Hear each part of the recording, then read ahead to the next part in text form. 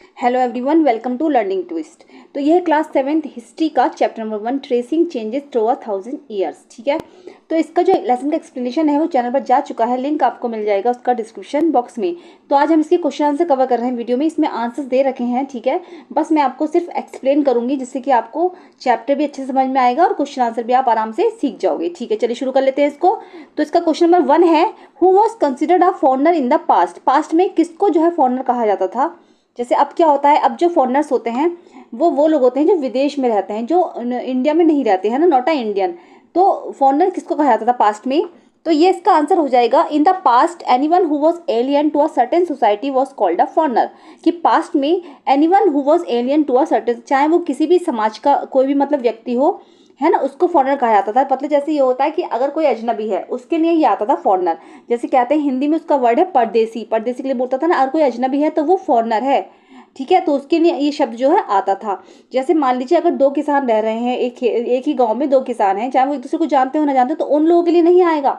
ठीक है, अजनबी लोगों के लिए जो है फॉरनर शब्द का यूज होता था। आज ज़्यादा से ज़्यादा अगर आपको समझना है तो आप चैनल पर जाइएगा, लिंक आपको डिस्क्रिप्शन बॉक्स में मिलेगा, उसमें आपको अच्छे से समझ में आएगा। ठीक है, चलिए सेकंड आता है स्टेट वेदर ट्रू और फॉल्स। तो ट्रू फॉल्स हमें लगाना है।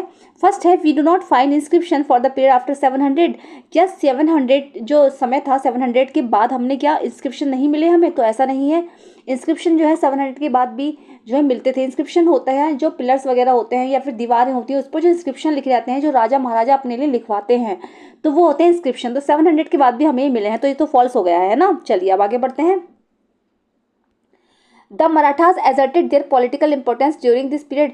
इस पीरियड में जो मराठास थे उनकी जो पॉलिटिकल इंपॉर्टेंस थी वो बड़ी थी, तो बिल्कुल बड़ी थी, तो यह है ट्रू। ठीक है, थर्ड आएगा, forest dwellers were sometimes pushed out of their lands with the spread of agriculture settlements. तो ये भी ट्रू है, क्योंकि जो फॉरेस्ट डवेलर्स थे, जो जंगल जिनके जंगल थे, जिनके पास जंगल थे, तो उनके जंगलों को काट काट कर जो उनकी जो लैंड थी वो छीन ली गई थी और उसको एग्रीकल्चर लैंड में सेटल कर दिया गया था, मतलब खेती करने के लिए। तो ये बात ट्रू है। ठीक है, चलिए फोर्थ आएगा, ओके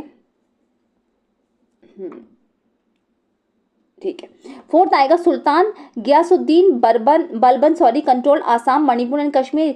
सुल्तान गयासुद्दीन ने क्या जो आसाम मणिपुर और कश्मीर पर कंट्रोल किया था, तो बिल्कुल नहीं। ठीक है, ये इसका आंसर है फॉल्स, क्योंकि तो बहुत छोटे छोटे से राज्य थे, उनका तो बहुत बड़ा एक अपना राज्य था। ठीक है, थर्ड है, fill in the blanks, archives are places where are kept. देखो आर्चिव्स क्या होता है, आर्चिव्स जो होता है एक लाइब्रेरी की तरह होता है। जैसे लाइब्रेरी में हमारे बुक्स रखी रहती हैं, तो ऐसे ही आर्चिव्स में मैन्युस्क्रिप्ट्स रखी जाती थी। मैन्युस्क्रिप्ट्स होती हैं जो हैंड रिटन होती है, जो पहले ज़माने में प्रिंटिंग प्रेस वगैरह तो होती नहीं थी, जो बुक पब्लिश भी नहीं होती थी, तो हाथों से लिखी हुई स्क्रिप्ट्स होती थी, यानी कि मैन्युस्क्रिप्ट्स, तो वो वहाँ पर रखी जाती थी। तो archives are places where manuscripts are kept. ठीक है, चलिए सेकेंड है, was a 14th century chronicler. तो जियाउद्दीन बारानी was a 14th century chronicler. ठीक है, तो क्रॉनिकल्स होते हैं वो जो हिस्ट्री को इवेंट के हिसाब से बताते हैं, ऑर्डरली लिखते हैं। C dash and dash were some of the new crops introduce into the subcontinent during this. इस पीरियड में जो है नई नई जो फसलों का इंट्रोड्यूस हुआ था वो कौन कौन सी। तो एक तो थी पोटैटो, ठीक है, potatoes, corn, chillies, tea and coffee. ठीक है, ये थी, क्या नाम थे, potatoes, corn, chillies, tea and coffee were some of the new crops introduce into the subcontinent during this period. चलिए अब आएगा फोर्थ है question, list some of the technological changes associated with this period. इस period में जो कुछ technological changes भी हुए थे, है ना, कुछ इन्वेंशन हुए थे, कुछ आविष्कार हुए थे, वो क्या क्या थे।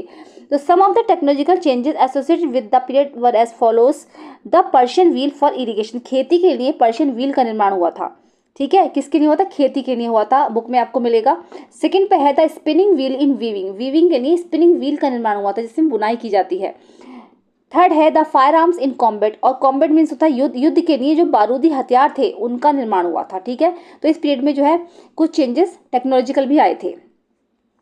चलिए फिफ्थ क्वेश्चन आएगा, what were some of the major religious developments during this period. इस पीरियड में जो बहुत सारे रिलीजियस डेवलपमेंट्स भी हुए थे वो क्या क्या हैं। तो देखो सबसे पहले जो था, some of the major religious developments during this period were, first आएगा the inclusion of new deities in Hinduism. Hinduism में क्या हुआ था, जब हिंदू धर्म फैला था ना इसमें, तो इसमें नए नए देवी देवताओं का जो है ओपन हुआ था। मतलब ये हुआ था कि मतलब नए नए देवी देवताओं जो है प्रकाश में आए थे, कि मतलब इनको मूर्ति स्थापित की जाएगी, ये देवी देवता हैं हमारे, इन मंदिरों का निर्माण हुआ था, इस तरीके से हुआ था। Second, the construction of temples by royals, ठीक है, मंदिरों का निर्माण करा गया था जो वेल्थी समाज के लोग होते हैं, वेल्थी पीपल्स होते हैं, अमीर लोग होते हैं, उनके द्वारा जो है मंदिरों का निर्माण कराया गया था। Third, the growth of importance of the priest, जो पुजारी लोग होते हैं उनकी ग्रोथ भी बड़ी थी, उनका महत्व बड़ा था क्योंकि उनको संस्कृत का ज्ञान होता था ब्राह्मण्स लोगों को, और संस्कृत एक ऐसी लैंग्वेज थी जो हर एक को नहीं आती थी, इसीलिए उनका सम्मान राजाओं के यहाँ भी बहुत होता था, तो उनकी जो ग्रोथ थी, उनका महत्व था, वो बड़ा था। फोर्थ आएगा, the emergence of bhakti for a loving personal deity that people could reach out to without the aid of priest और एलोबरेट रिचुअल्स। ओके, तो जो भक्ति थी, जब देवी देवता आए तो भक्ति भी बड़ी लोगों में, भक्ति की वजह से क्या हुआ था, मतलब बिना किसी लोगों ने, जो पुजारी वगैरह यज्ञ और हवन करते थे उनके बिना ही लोगों ने अपना एक सेपरेट देवी देवता चुन लिया था, वो लोग उन्हीं की पूजा करते थे। ठीक है, चलिए फिर आएगा लास्ट में, conversion of Indians to other religions by foreigners. ठीक है, कुछ जो बहुत सारे भारतीय थे उनका जो है जो फॉरेनर्स थे उनके द्वारा उसमें जो धर्म परिवर्तन भी कराया गया था, धर्म परिवर्तन हुआ था। सिक्स आएगा questions, in what ways has the meaning of the term Hindustan change over the centuries, की किस तरीके से कई शताब्दी पहले जो हिंदुस्तान था वो कैसे टर्म चेंज हुआ। तो Hindustan earlier was refer to as the land beyond the Indus river, Hindustan शब्द जो है पहले जो है इंडस रिवर को जो है लैंड जो थी लैंड इंडस रिवर को रेफर करता था। In the medieval period they call the Delhi sultanate Hindustan. ठीक है, मेडिवल पीरियड में दिल्ली के जो सुल्तान थे उन्होंने इसको हिंदुस्तान नाम दिया। Babur in his memories called Hindustan the land beyond Hindu Kush mountain ranges, Babur उनकी यादों में उन्होंने उसको नाम दिया हिंदुस्तान। उनका मतलब ये होता था कि हिंदू कुश जो कि हिंदुस्तान जो कि हिंदू कुश माउंटेन रेंजेस के बीच में है। तो at present the Islamic nation refer Hindustan to the republic of the India, और अब प्रेजेंट में ये जो है रिपब्लिक ऑफ इंडिया के नाम से जाना जाता है। ठीक है, how were the affairs of जातीस रेगुलेटेड। ठीक है, तो जातीस क्या चीज़ होती थी, वो कैसे, मतलब अफेयर्स का मतलब है वो किस तरीके से मैनेज करती थी, क्या क्या, जैसे उनके कोई झगड़े वगैरह होते थे तो वो किस तरीके से रेगुलेट, जातीस रेगुलेट किस तरीके से थी।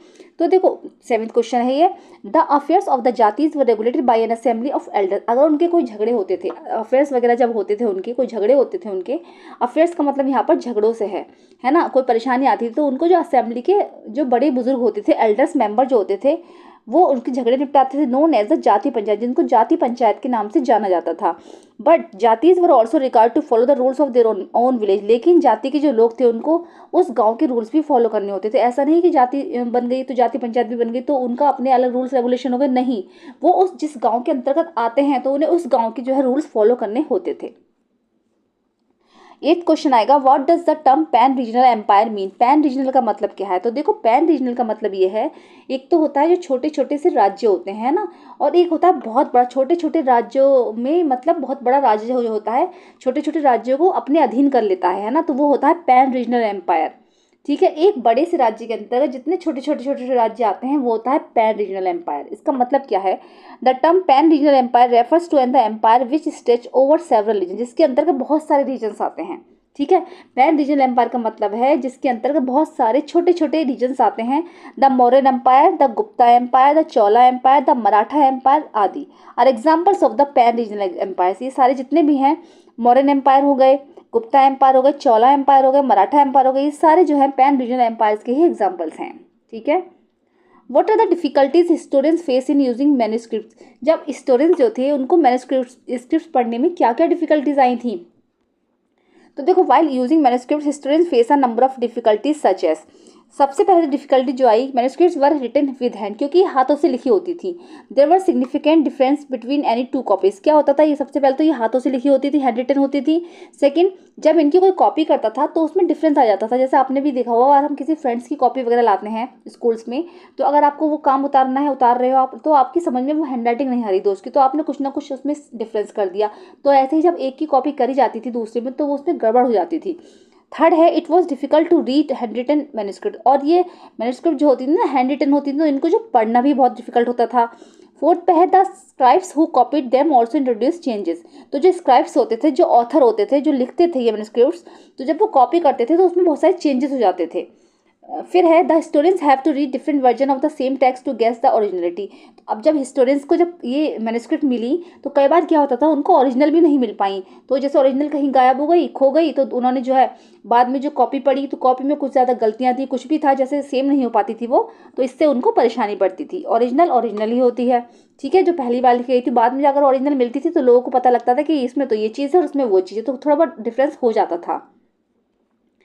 थर्ड क्वेश्चन आएगा, how do historians divide the past into periods, do they face any problems in doing so, कि हिस्टोरियंस ने कैसे पास्ट को पीरियड्स में डिवाइड किया था, क्या उनको इसमें कोई प्रॉब्लम आई थी?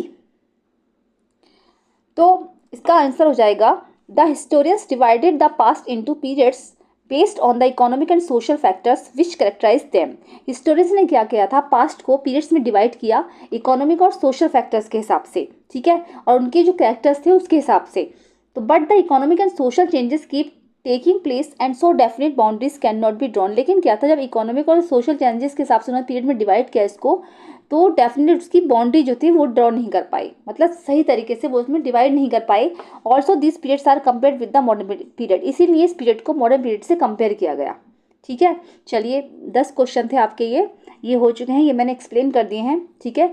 तो कैसे लगे हैं, अगर पसंद आए हैं तो उनको लाइक करिए, और चैनल पे फर्स्ट टाइम विजिट कर रहे हैं तो प्लीज़ सब्सक्राइब करिए, साथ में बेल आइकन भी प्रेस करिए। मिलते हैं नेक्स्ट वीडियो में। Thank you so much.